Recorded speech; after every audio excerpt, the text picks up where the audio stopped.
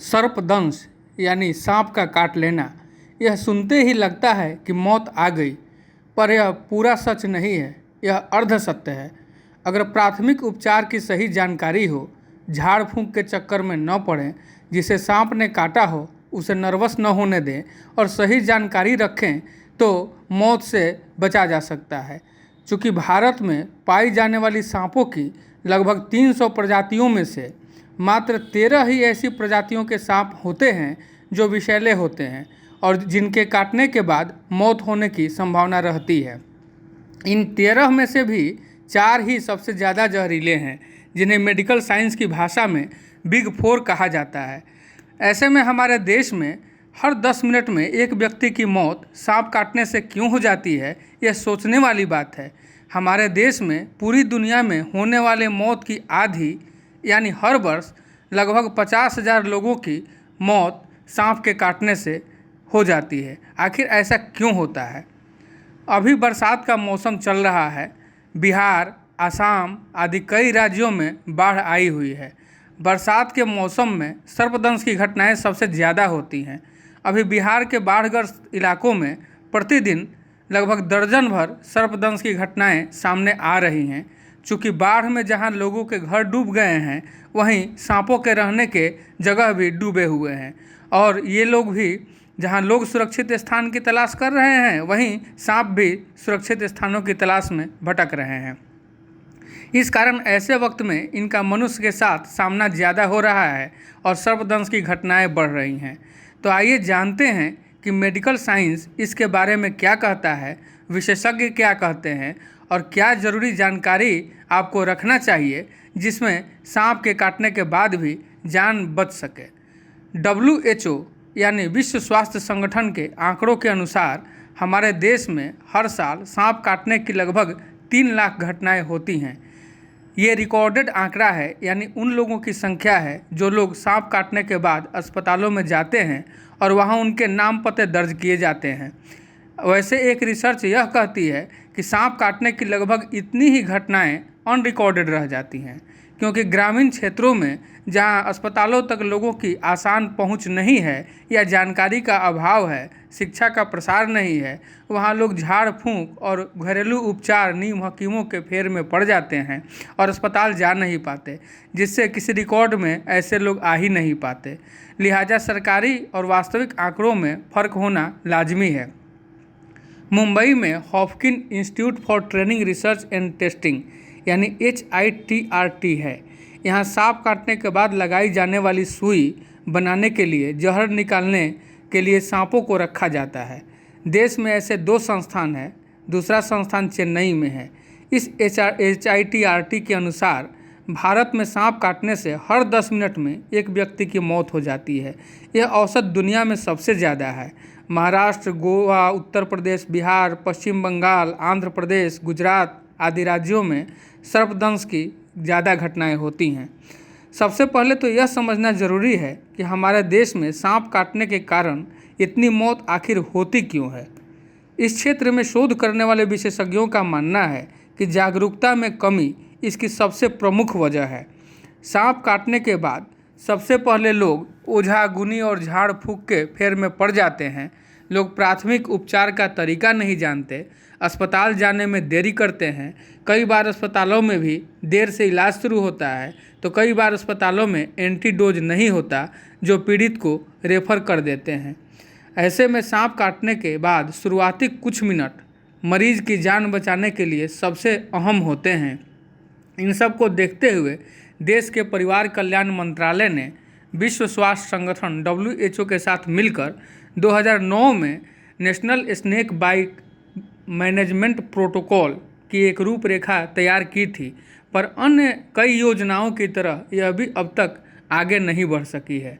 आइए अब यह जानते हैं कि कौन सांप होते हैं खतरनाक और कौन सांप जहरीले नहीं होते। हमारे देश में लगभग 300 प्रजातियों के सांप पाए जाते हैं। इनमें से 12-13 ही इतने जहरीले होते हैं जिनके काटने से मौत हो सकती है, पर अधिकांश मामलों में सांप काट लेने के बाद भय के कारण ही लोगों का हार्ट फेल हो जाता है और मौत हो जाती है। इन 300 प्रजातियों में मात्र 4 प्रजाति के सांप ही इतने जहरीले होते हैं जिनके काटने पर 90% मौत होने का चांस रहता है। इनमें इंडियन कोबरा यानी नाग, रसेल वाइपर, कैरक यानी करैत और स्कैल्ड वाइपर, ये 4 सांप सबसे जहरीले होते हैं। इन चारों में से कोई अगर काट ले तो 90% मौत की संभावना होती है, ऐसा अब तक के रिसर्च कहते हैं। पर ये चारों सांप हर जगह नहीं मिलते।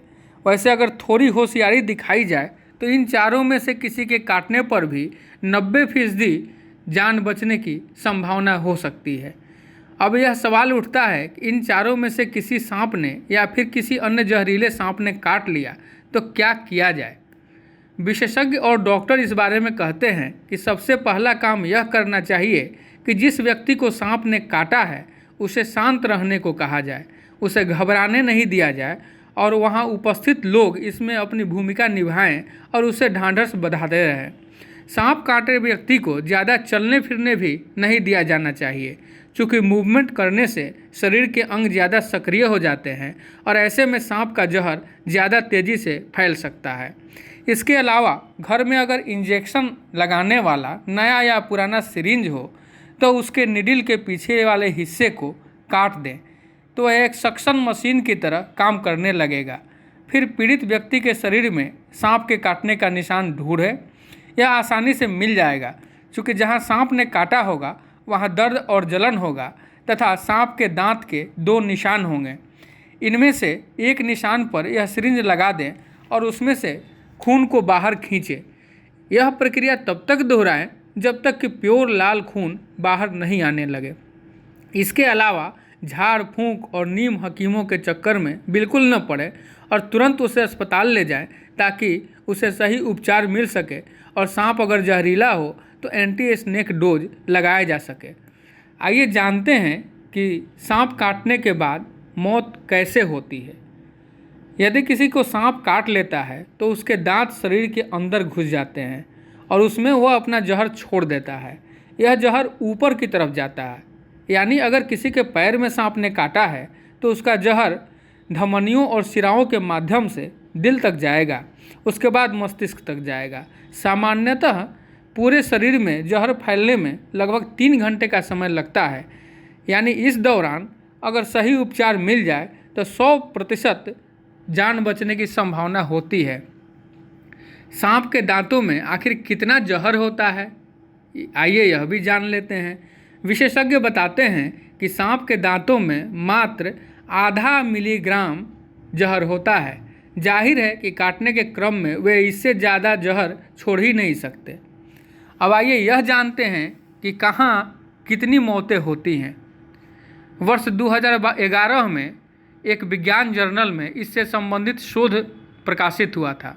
उस शोध में यह खुलासा हुआ था कि भारत में अधिकृत आंकड़ों के अनुसार 45 से 50 हज़ार मौत प्रतिवर्ष सर्पदंश से होते हैं।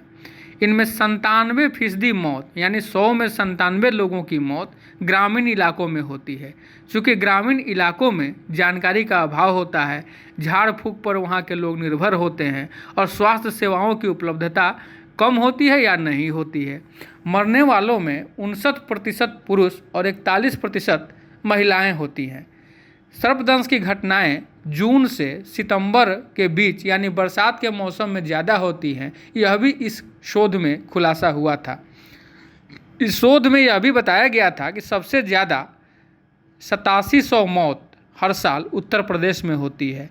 उसके बाद आंध्र प्रदेश का नंबर है, यहाँ 5200 मौत प्रतिवर्ष होती है और बिहार में औसतन 4500 मौत सर्पदंश से प्रतिवर्ष होती है। अभी यही मौसम चल रहा है, इसलिए जागरूक रहें, जानकारी अपडेट रखें, झाड़ फूँक के चक्कर में नहीं पड़े और सर्पदंश के बाद व्यक्ति को ढांढस बढ़ाएं, घबराने नहीं दें, प्राथमिक उपचार दें और तुरंत अस्पताल ले जाएं और उसकी जान बचाएं।